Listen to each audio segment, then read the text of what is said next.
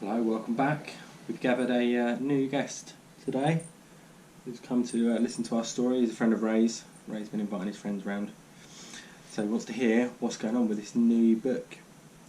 So, as I said before, the next chapter is called Feeding the Elephant.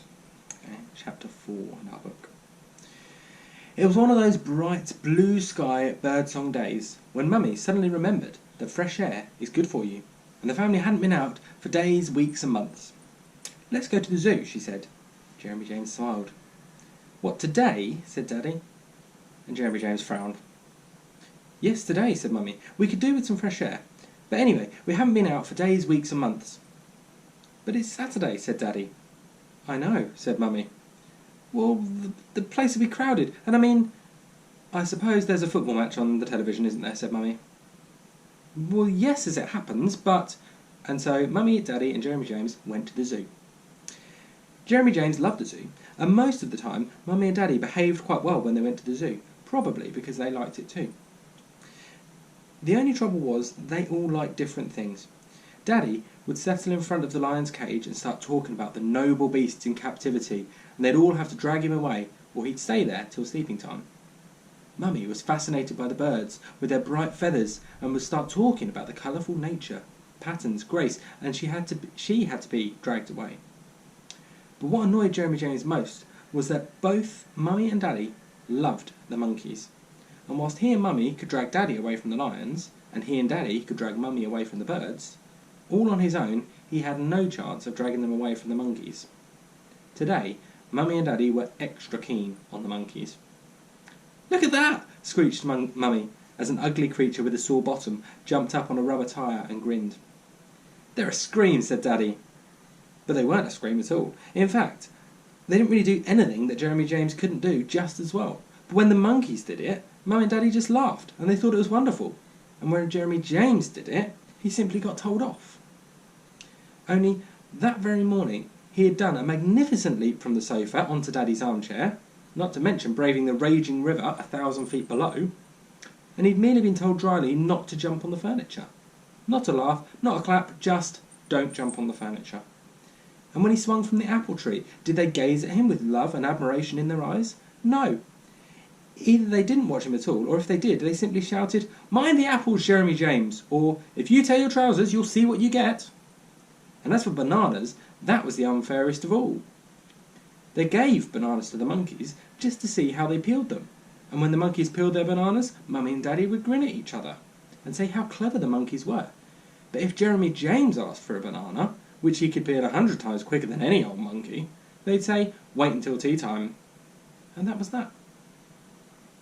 Mummy and Daddy had got stuck in front of the monkeys. They'd be there all day, and that was a fact. So Jeremy James couldn't see the joke or the point. So Jeremy James waited until one of the monkeys was being particularly clever, beating his chest and showing his teeth, which was apparently a marvellous trick that had all grown-ups roaring with laughter, and slipped away into the crowd and off in the direction of the elephant house. Elephants, after all, were the biggest animals, and they were easily the most interesting. Elephants could do things that Jeremy James couldn't do at all, like squirting water all over themselves, picking up buns with their noses, and squashing cars. Elephants were really talented, not like monkeys. There were a lot of people at the elephant house, which wasn't really a house at all, but a big sort of playground with rails around it and a ditch on either side of the rails.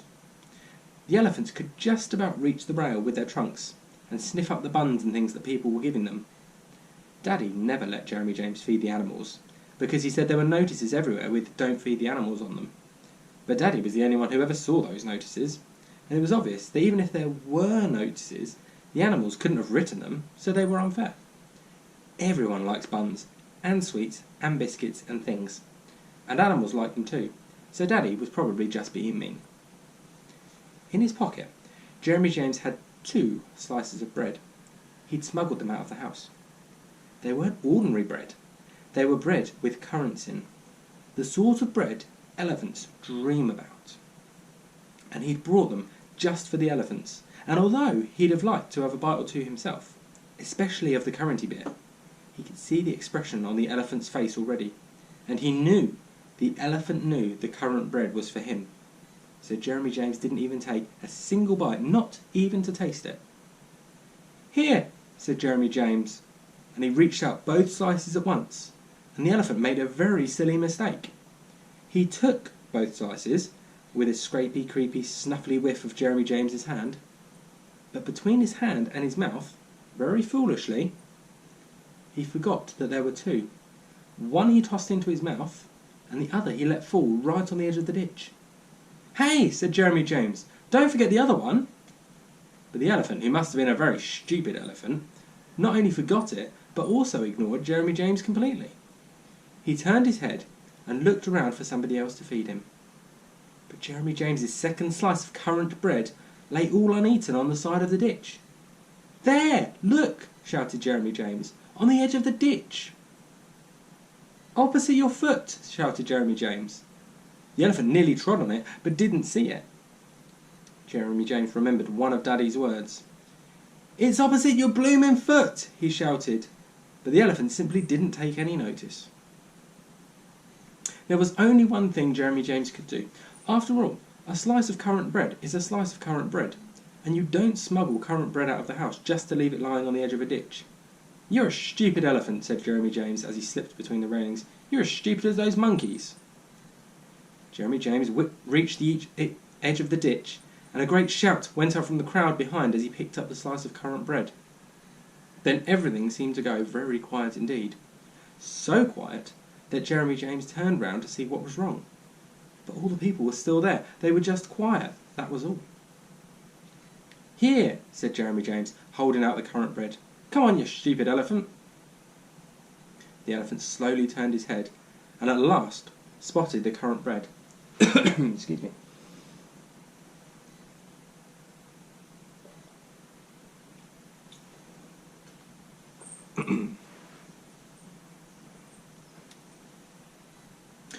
Then everything seemed to go very quiet indeed.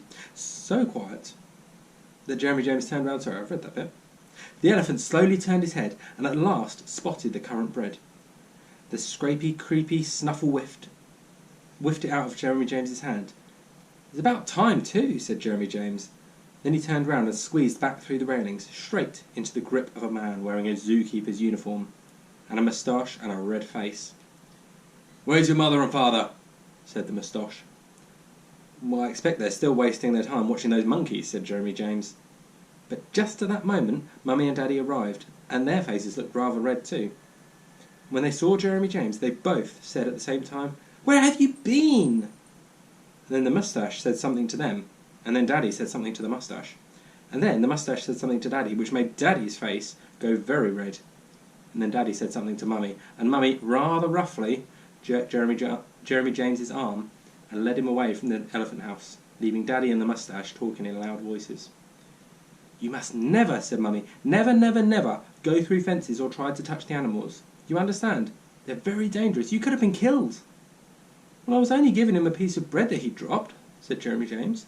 "And if it hadn't been such a stupid elephant, I wouldn't have had to get it for him." There wasn't really much point trying to explain it to Mummy, because she didn't have much of a clue about animals.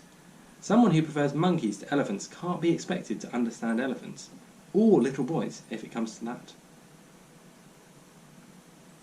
That is the end of that chapter. The next one is called Buried Treasure. Wonder what buried treasure Jeremy James is going to find. Chapter 5 that is, but we'll see that tomorrow. See you then.